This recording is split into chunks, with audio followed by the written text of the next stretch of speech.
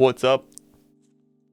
I hope you're having fun, guys, with your league start planning and that sort of stuff. I just wanted to put out a quick video of builds that I recommend, most of which are stolen from friends of me, which I consider to be a very, very good both theory crafter, builders, and gamers in general. And those are the likes of Rutus and Grimro, so those and Mannie, of course. And those are some of the best Path of Exile gamers out there. And they put out really good content. And I suggest you check out their streams over on Twitch. That's twitch.tv/Mannie2, twitch.tv/Grimro, and twitch.tv/Rutu. So yeah, check those guys out. Anyways, the first build that I would like to recommend is Rutu's Volatile Detonate Dead Assassin build. And this is a very, very strong build. He's even put out like a leveling sheet and what you can do in the beginning to get your build off the ground. It's a very good build that requires almost no gear. It's basically a one-button build. It's a spell slinger. You just and then all the volatile dead things come out. The one thing about this build that maybe people don't really like is that you have to aim, but you know, with you can't really like you can't really have it all. But essentially, the build will get off the ground very easily with almost no gear. Harvest crafting will make it very easy. There's a detailed guide on what you should be doing, and within this detailed guide, you can find the paste bin at the bottom at level 80, and then from there you can just either go as question in Rutu stream or potentially in my stream as well, and I'll be able to give you further recommendations on how to proceed with your character and things like that. The second build that I would like to recommend is Mannie's Volatile Detonate Dead build. However, this one is on a Necromancer. And this is it. The Necromancer is a little bit more tanky. However, it doesn't have the benefit of what the Assassin has, which is the Assassin you can eventually reroll without having to level a new character to, let's say, Blade Vortex or whatever build that you would like to do on an Assassin, because even though Assassin's gone through some nerfs, I feel like it's still gonna be the #1 blaster build for softcore. And yeah, like I mean, this one's extremely tanky though. So if you prefer to be tanky and you want to continue as a witch, you could always go this route and yeah, play the Necromancer variant. The paste pin is linked here. There is no detailed notes on how to level it and things like that, but it should be pretty self-explanatory. I think you probably want to start with Armageddon Brand and level it that way. And then eventually when you get to like level 75, you can go for the full Detonate Dead build. Or alternatively, you could even just level with Spell Slinger from the start and go about it that way. So that is completely up to you. The third build that I would like to recommend is also a build for Mannie and Mannie's stream, which is the Fire, Bladefall, Blade Blast, Elementalist. When the POB is right here. So this also you will level as an Armageddon brand with in the early acts, right? And then you will eventually swap to Bladefall, Blade Blast later on when you have a little bit more cast speed. There's been a lot of quality of life added to this build because now your golems are resummoned on their own. And also we have Heart of Destruction, which is absolutely insane. Gonna give you half the time 30% more damage and half the time 60% increased AoE, so that's crazy. Mastermind of Discord is also insane for exposure, and overall, like, it's a extremely tanky build because you're gonna be having near max block with Glancing Blow. It's gonna have a lot of life on the tree itself with 186, and it's gonna have a lot of damage. So with very basic gear here, you can see that you're getting about 5 million DPS. That's with a Blade Blast with 10 blades. So that's literally one cast of Bladefall and one cast of Blade Blast, and you'll be able to just spam it since you have like 5.12 casts per second. So you're gonna have like you're gonna have the potential to really do a lot of damage with this build. You convert through Avatar Fire and Chernobog's, which are very, very easily accessible items. You get Carcass Check for the AoE, and the rest are just placeholder items that you can actually fit into there. And that is a very, very good build, and I recommend it.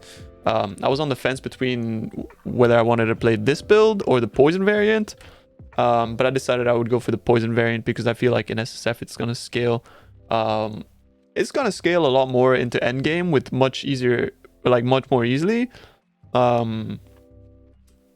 Solely because of how poison works and also because of harvest crafting, and we'll get to that in a little bit. The third build I wanted to recommend was Ruse Poison Bladefall Blade Blast. This is actually a Blade Vortex build, but the tree is pretty much exactly the same. You don't have to make any changes whatsoever to the tree, just to the skill gem setup. However, there is a very, very detailed write-up on this build. And I recommend you check it out if you're trying to choose what build you want to go into.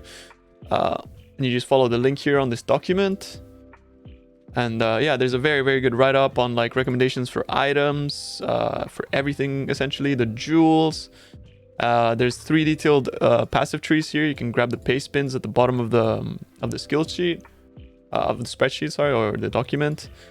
So a level 80, a level 95 with basic gear, and a level 98 with good gear. So you have like an entire progression on how to min-max this build. And you just start with Bladefall, Blade Blast, and then you later on, when you get good gear, then you're going to be going into Blade Vortex, which is going to feel so much better. Blade Vortex is still really good. There's been no nerfs to that. Plague Bringer is still amazing. No nerfs to that either. And you're going to be able to blast with the Poison Sextant if you're in Trade League. Also in SSF, because you can find the Poison Sextant on also Simple Sextants, so you can just spam those if you have enough of them. That's a very good build, and I really recommend it. The third build that the fifth build that I want to recommend is a build that I developed last league. I made a detailed video with a build guide and a POB for that. So that is my Toxic Rain Trickster. Trickster has gotten a little bit of a nerf to its movement speed and dodge, which is quite unfortunate really. But it's not too much of a big deal, since we now have the choice also to essentially swap Ascendancy, right?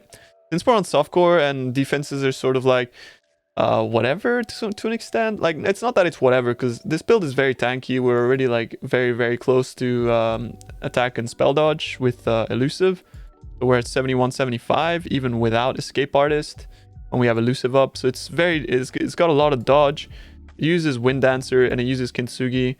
So if we look at like the effective life pool, we're still able to tank a lot of damage here with like 150,000 effective life pool against elements and 50k against physical damage for the times that we do get hit, which is very rarely because of phase acro, dodge, elusive.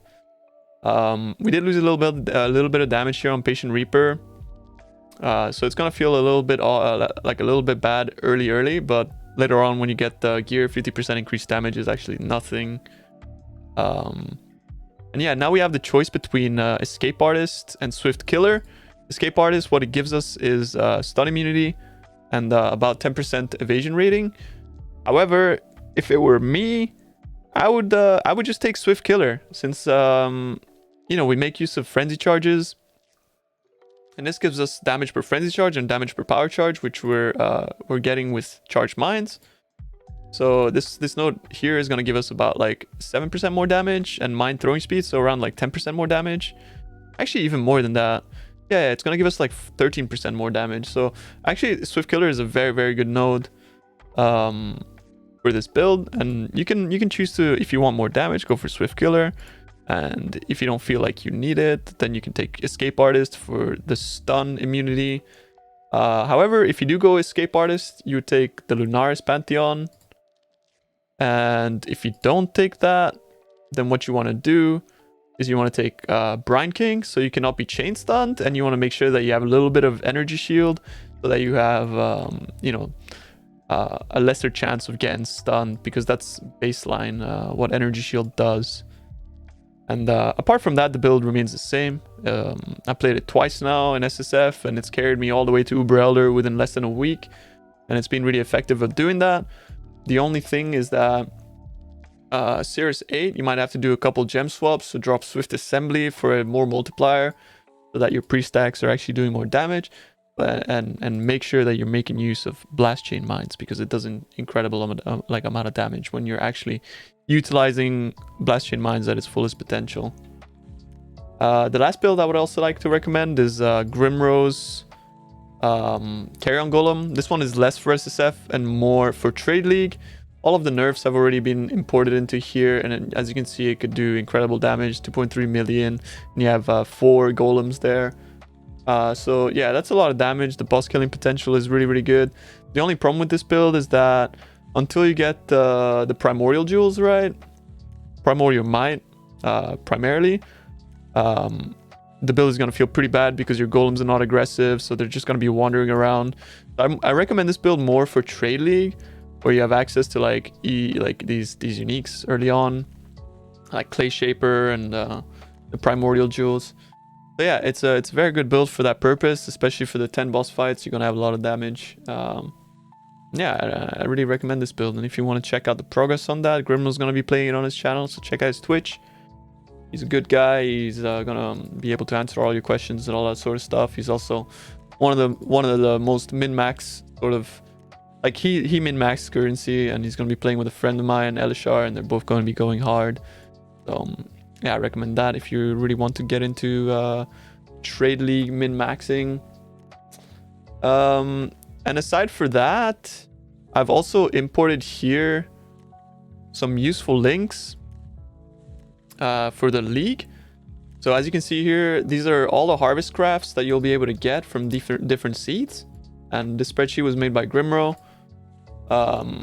So there's that useful link. We got the optimization crafting sheet from this one is from Iron versus Wild. So like he min-maxes crafting. If you don't know him, you should check him out on Twitch as well. He's a very good crafter, and it's basically like it's basically essentially just a cheat sheet for crafts, what you should be doing to get what to get what result and things like that for harvest. The spreadsheet doesn't look pretty, but you guys have the brain to, you know, like yeah, like it doesn't have to look good. The resources there, and it's really good. On top of that, I've also added the list of every passive skill point and trial. This is an image I found on Reddit. So these, as you're leveling, you should not be skipping these quests. Be going for them, what acts they're in, and things like that. This is a very extensive cheat sheet for every single league mechanic, and I've also linked that there. And so if you can see here at the bottom, which is a little bit blocked by my camera, but essentially there's like a leveling sheet here. There's the atlas. Like it's so extensive. This is so nerdy. Like it's insane.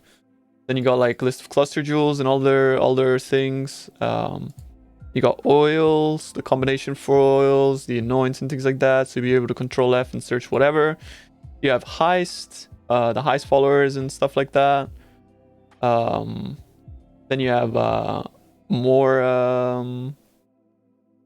You have betrayal. What each master does. And you have delve, all the fossils, and incursion. So yeah, it's a very extensive sheet, and it contains most of the information that you need to min-max every league mechanic. On top of that, I would like to mention Path of Exile. Path of Exile is a very, very good tool for knowing what crafts you... So let's say like I want to make a body armor. That's a int base, so a Val Regalia. And I wanted to...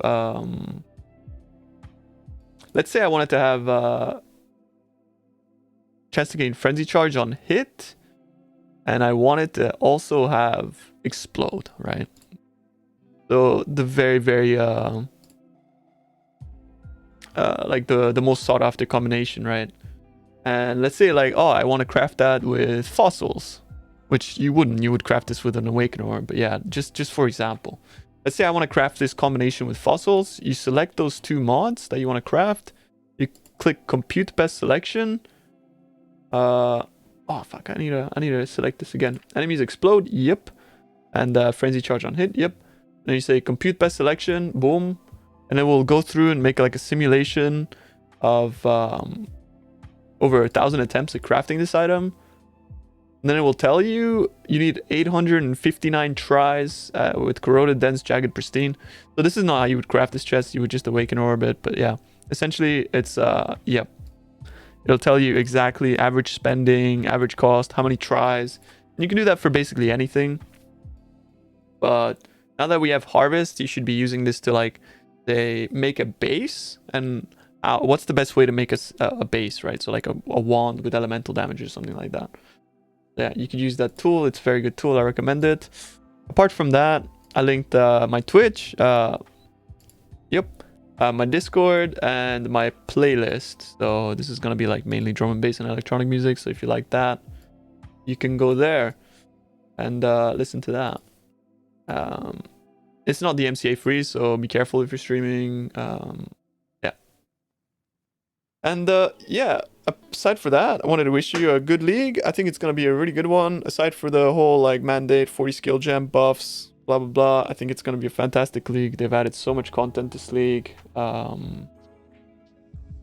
Echoes of the Atlas, the bosses on top of, you know, the passive skill trees and all that stuff is just gonna be so much fun. So I really wish you guys a good league. Thanks for watching, and yeah, I really recommend you choose these builds because I've been now spending 2 weeks trying to look for the best builds. The patch notes hit, and I've revised this. I revised these builds, and I guarantee you they're gonna be good. They're gonna be good.